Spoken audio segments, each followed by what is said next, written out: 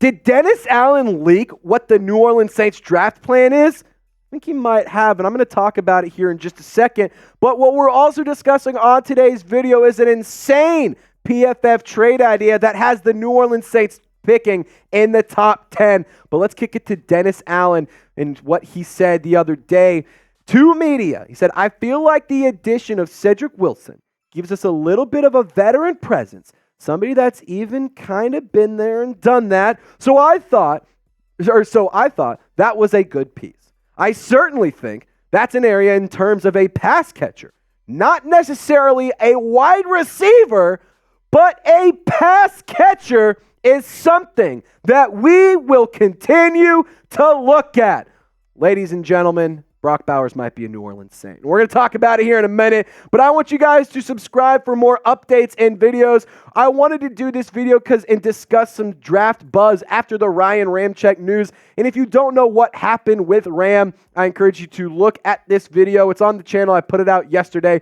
We provided a news video around all the updates you need to know, as well as a bunch of replacements through the draft and free agency that could fill in and replace Ryan Ramczyk in a worst-case scenario position. But don't forget to subscribe. Let's talk about the league. Let's talk about some crazy draft ideas.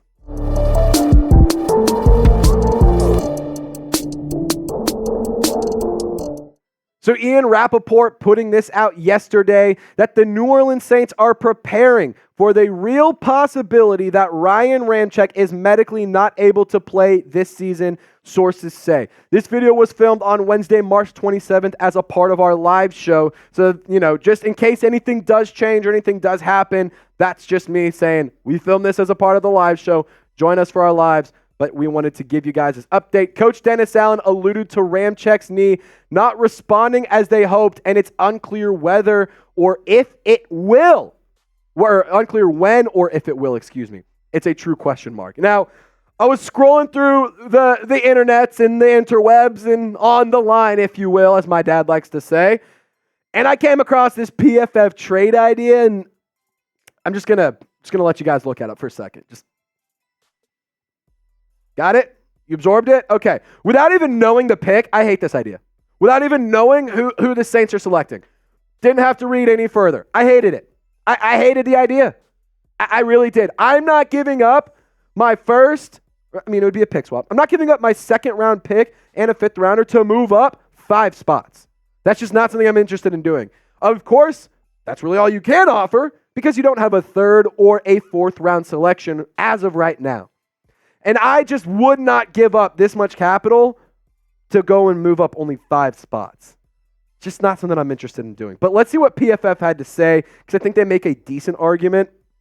Said a tackle already made sense for the Saints with the question marks on the left side as far as the 2022 first-rounder Trevor Penning has not panned out thus far. And veterans James Hurst and 2023 starter Andrus Peat, who is still unsigned at the time of filming this video, are not long-term starting options. I totally agree with that for the record.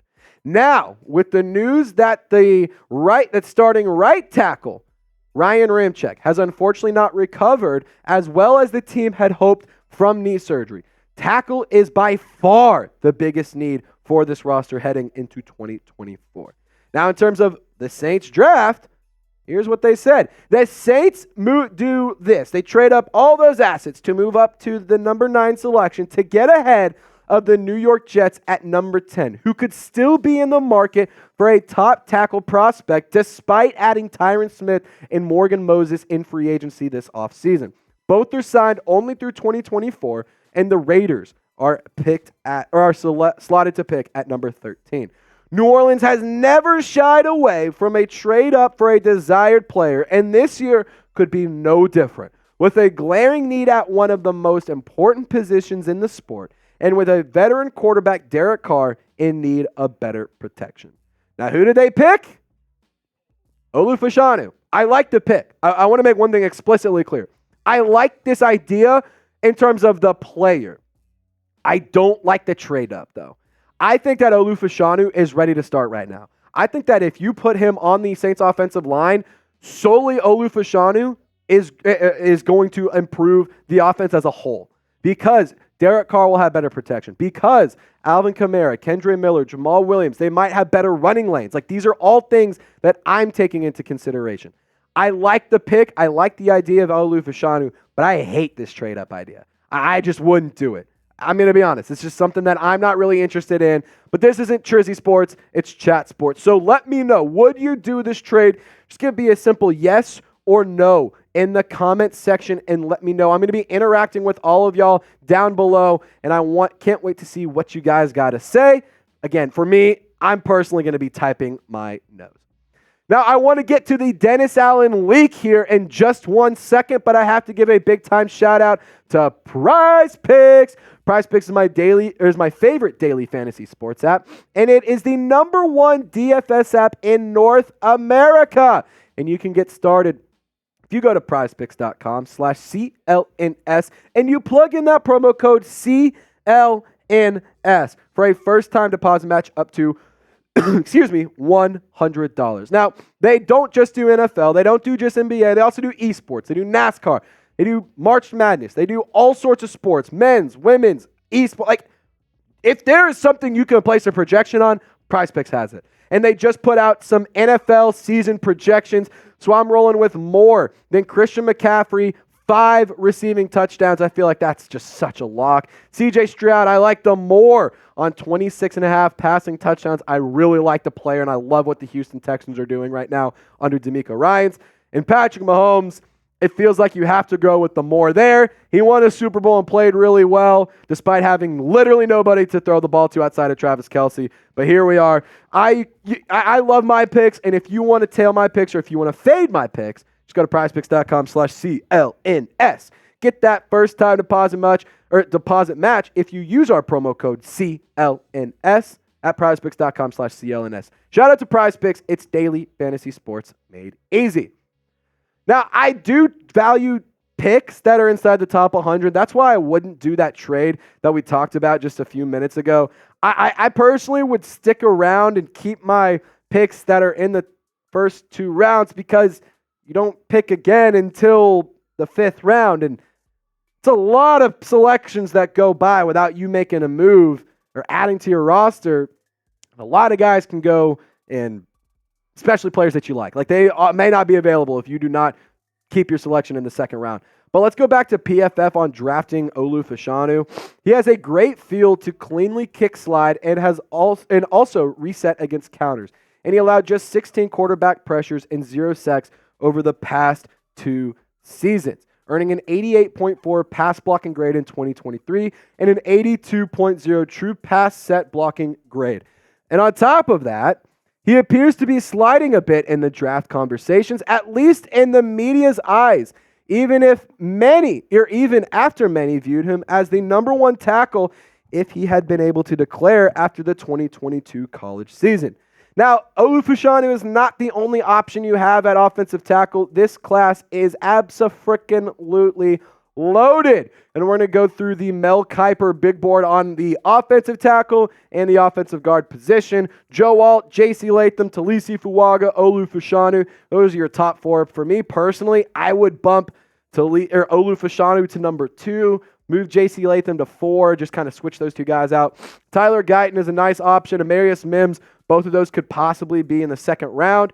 Jordan Morgan, Kingsley Suamatia, and Patrick Paul to round that list out. And then if you want to go interior offensive lineman, Troy Fontenot, really, really good fit for New Orleans. I would love that pick. I also like the idea of Zach Zinter out of Michigan. He's a reliable guy that can get it done. Christian Haynes, Dominic Pooney, and Christian Mahogany to round out the top 5. And Cooper Beebe is an intriguing option as well out of the Kansas State Wildcats.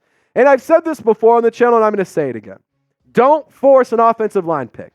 If all of your top guys are gone, go grab a pass rusher or a pass catcher or an edge rusher, Like, I think that those are just as important of needs.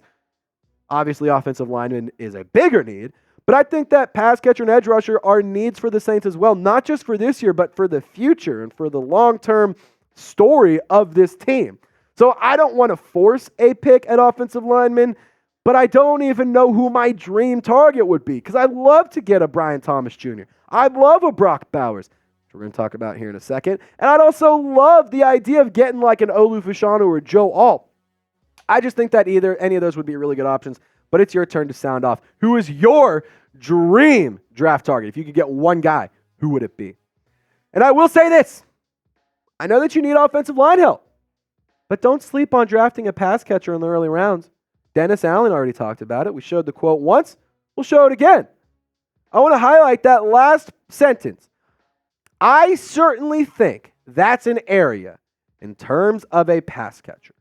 Not necessarily a wide receiver, but a pass catcher is something that we will continue to look at. Brock Bowers, congratulations, my friend. You are a New Orleans Saint. Everyone show him some love in the comment section. I don't know if he actually is a New Orleans Saint, but I think that it would be an excellent pick. And the fact that Dennis Allen is like further clarifying it's not a wide receiver, a pass catcher, that to me just says, oh my God, we're going to get Brock Bowers. Like that is who we want. We're doing our research. Also, that jersey swap was sick. Shout out to my girlfriend, Maddie. All right, let's talk about the Saints draft target and go through some notes that I cooked up for us. He's not just a tight end. This dude is a literal weapon and should be used that way. And I think that Clint Kubiak could utilize Brock Bowers very, very similarly as he did with George Kittle. And there's been a lot of comps of Brock Bowers and George Kittle. I think that that's a good one to kind of compare him to. Both very athletic, both really entertaining players, and both incredibly talented and have really good production. He also is a really good route runner, and he had 18 forced missed tackles last year. He is a yak machine. The guy is just impossible to tackle, and he is a generational talent that I think is the best tight end we've seen since before Kyle Pitts. Like, Kyle Pitts is great, but I love Brock Bowers a lot more, and his production last year was still really good, and that's down compared to what he did the previous year when the Bulldogs won the national championship with Stetson Bennett. I think Brock Bowers would be a home run hit. I think it would be a home run pick for New Orleans. But I also wouldn't hate the idea if you go round 2 here. Ja'Tavion Sanders. He did meet with the New Orleans Saints in a formal meeting at the NFL Scouting Combine in Indianapolis, and I think that this guy would be a really good option as well. Also, shout out that sick jersey swap. David Njoku is kind of the pro comp that he's been getting, and he has really, really nice hands. 0 drops. The dude did not drop a single pass last year, and he was 7 for 13 on contested catches in 2023. It is very clear that he is the tight end 2 in this class. Like, it's Brock Bowers, Ja'Tavion Sanders, and then a massive drop-off to tight end 3. He has really, really nice athleticism, especially for his size at 6'3", 245 pounds, which is scarily close to the size of David Njoku. And you see the production right there. 45 receptions, 682 yards, 2 touchdowns, and over 15 yards per catch. Now pick a tight end for me, Saints fans, if you could go with one of these 2 options. Are you going Brock Bowers in round 1? Or would you rather go Ja'Tavion Sanders in round 2? I can see the argument for both sides of this, but I want you to sound off in the comment section and let me know. And as always, Who Dat Nation, y'all stay golden. We'll see you next time.